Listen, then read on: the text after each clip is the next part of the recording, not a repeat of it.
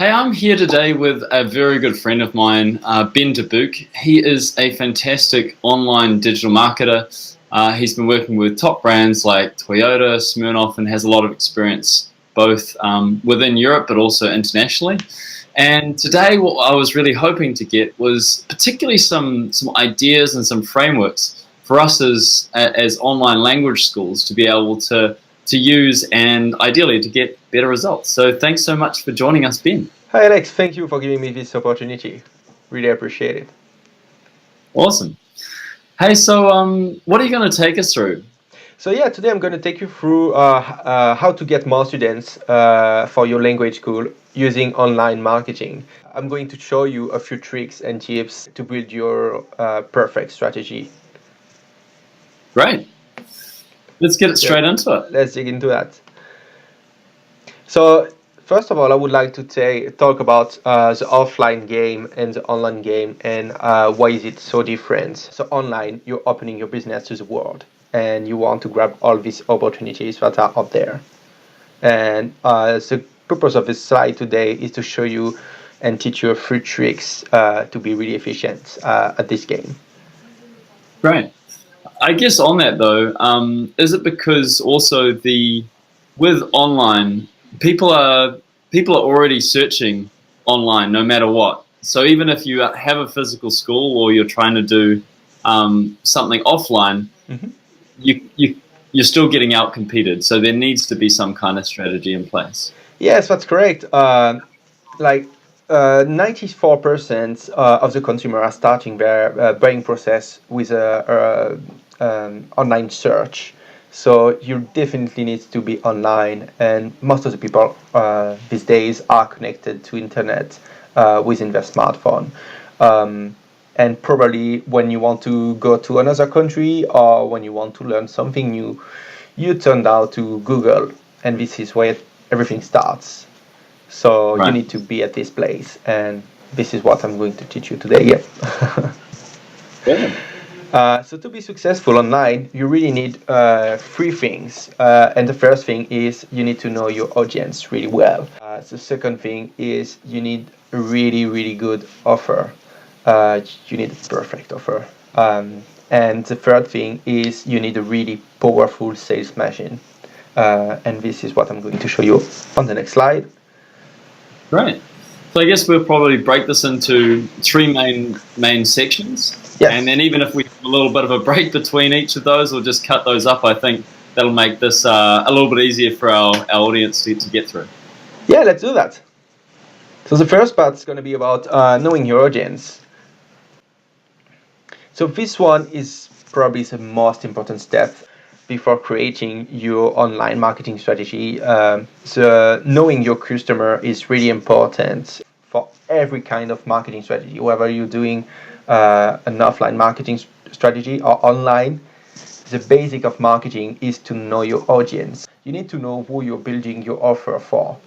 And some companies can say, I don't really have an ideal customers. It can be anyone from 20 to 50, but I'm pretty sure you're not going to talk the same way to someone who's 20 and someone who's 50, and you're probably not going to build the same project as well for someone who's 20 or 50. Right. That's just an example, but yeah, if you take a really good example from other industry, for example, if you're creating a shampoo, you're not going to market your shampoo for a 20 years old woman the same way as a 50 years old man, almost bald. Absolutely. You know.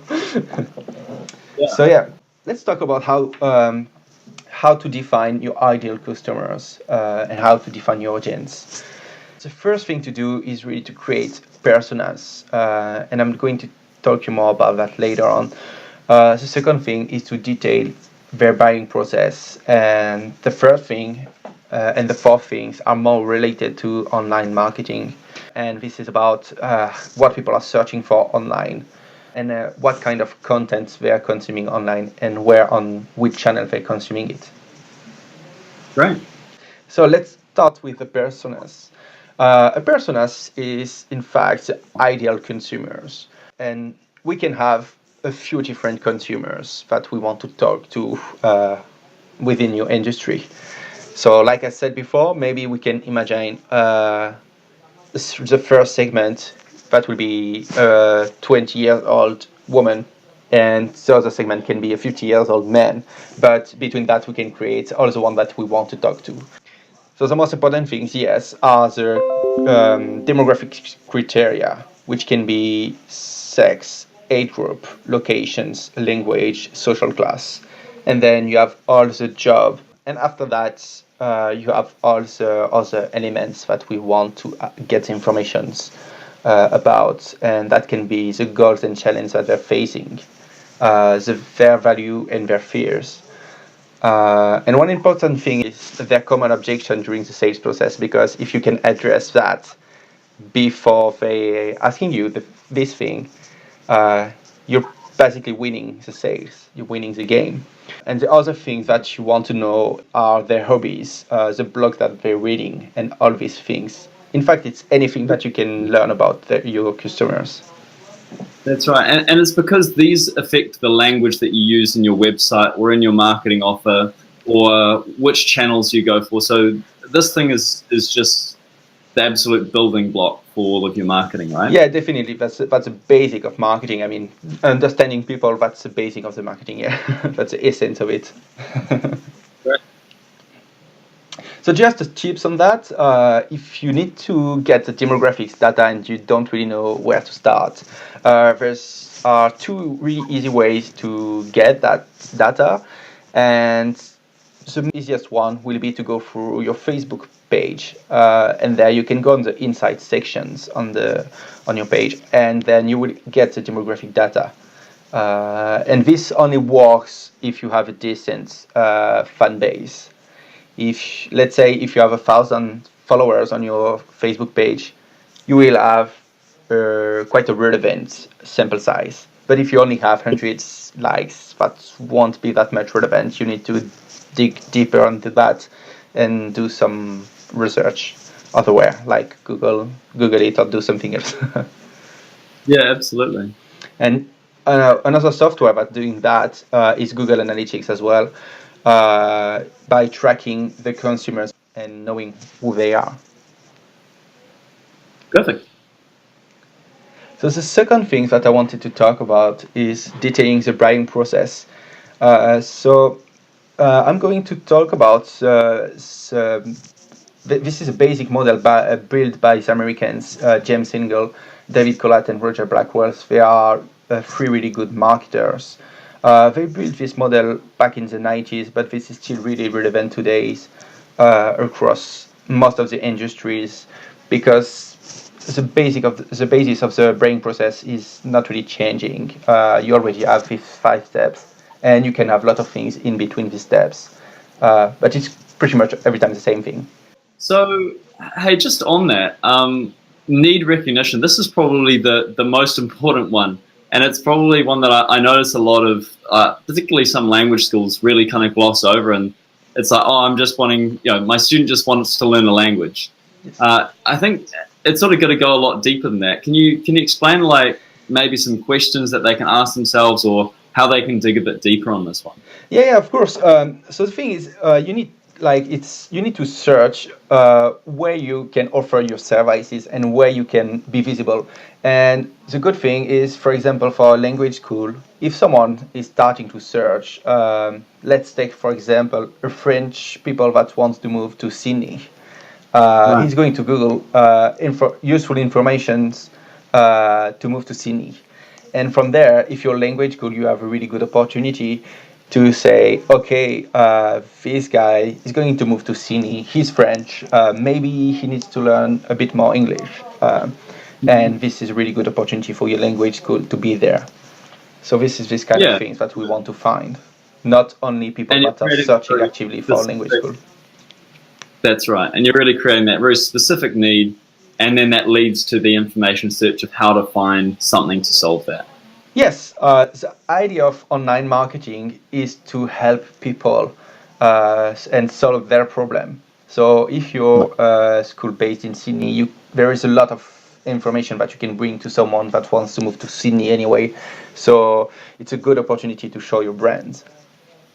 Yeah, But I think what you said there was you're solving problems. You're not just providing solutions. Like, you're not in the business of providing solutions. There are a million different solutions. I think it seems that the best marketers are the ones that really understand what the problem areas are, talk to those problem areas better than anyone else, so that it becomes a no-brainer of which solution they end up choosing. Yeah, that's correct. And like in the life of every day, if you're helping someone achieving their issues, fixing their issues, they will have a lot of recognition for you, and they will have a lot of empathy and a lot of sympathy for you. Like if they need to go to a language school after that, if you provided them useful information, they will think about you just right after that. That's right. Great. And so then we go through these other three parts: the alternative evaluation, choice, and then the final evaluation. Is there anything else about those that you think are really important, or should we keep on moving through? I think alternative evaluation it's something really important as well, because online, like I've said before, you're competing versus thousands of other competitors and other solutions that might not be language school, but maybe some free website where you can have some English tricks and these kind of things. So we want to know what are the alternative evaluations and the alternative options for your consumers to try to be the alternatives every time. That makes a lot of sense, yeah, because it's not just your direct competitors, but what can somebody else use to solve their problems? And that could be something that's not a language school or to do with live tuition. Yeah, that's correct. Like it can be someone offering translation services, like Sure. Let's say Skype is launching their new live translation services. They can grab this moment and be there and tell them, oh, you don't need to know English now anymore to move to Sydney. You have this wonderful solution, and you don't need to know English to travel. All these kind of things. And yeah, I think the other steps are quite straightforward anyway. Absolutely. So let's jump to the steps number 3, which is discover what they're searching for. And this one is really about online marketing. So to do that, to know what people are searching for on Google, I'm only going to talk about Google here because this is the most used search engines. I know that language school can have a lot of people coming from China, where they're using Baidu, but unfortunately I'm not an expert in Baidu, so I'm not going to talk about this today. But I'm going to talk about what I know, and what I know about Google is they have this wonderful free tools that you can use, which is Google Keyword Planners, and you can have a lot of really useful data there. Just by typing a few keywords, you can know what people are exactly searching and the trends of the keywords every month. This is really powerful, and this is the gold mine of the data. And this data will help you to build the right content after that. So if you know that people are looking for learn English grammar, for example, here we can see that there is 590 persons that are searching for that every month in Australia. We know that this is an important content, and this is something that we need to talk about here. Got it. Well, I think we'll talk more about like where you might put that content a little bit later. But yes, I think what you're saying though is if you want not just to think of your own anecdotal knowledge of what you think your users care about and what they're looking for, Google already has it freely available for you to really check this out, and it's worth going very regularly to see whether search traffic is changing, because that's almost one of the most important organic ways of you getting traffic to your website.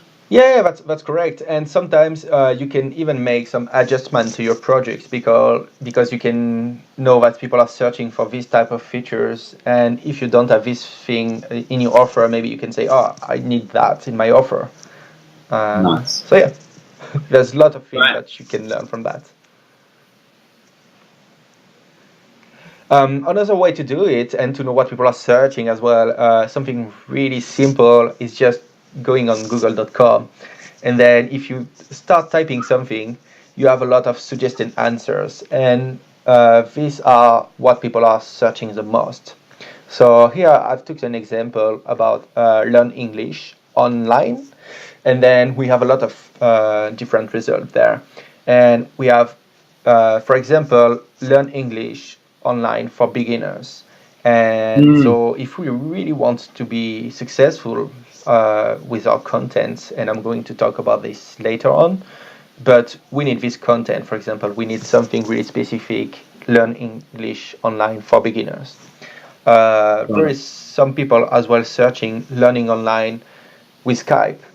And if we're using LearnCube, for example, which is really similar to Skype in terms of the functioning, like we have the webcam systems, the audio, and all these kind of things, a wonderful whiteboard. We need to be there when people are searching for that. Absolutely. Great. And the last thing to this one is really useful to know what people are searching and asking to Google, because most of the time people are not only searching for a few keywords like learn English online, they're searching for how to learn English online and Mm. a lot of other words like what websites I need to use to learn in English, for example. And there is a really good tool for that, which is answerthepublic.com. Oh, Uh, okay. this one is One. really powerful. I don't know if you know it, Alex, but this is really No, this is awesome. Yeah, you should have a look at that. great. Okay. And yeah, you're just typing a few keywords into that, and you have 1,000 questions that are showing up. It's Well, really that seems well. like a really good way of structuring it. Yeah, So, it is. And then the last part, which is about find out which contents your consumers are consuming and where mhm. they're consuming it. So for that, we can use a tool that I like, which is Sumo. And this tool helps you to discover what are the most shared content on social networks. And as well, it helps you to know on which websites the content has been created. And another really efficient things as well, and really trendy things right now is you can find influencers about your keywords with these Right. softwares. Um, Mhm. like influencers marketing is becoming bigger and bigger. So these tools, if you want to find influencers to talk about your project, this is the right tool for you. Perfect. So we'd use this. Okay. Yeah. Yeah. So I think we've Yeah. we've figured these four different parts out.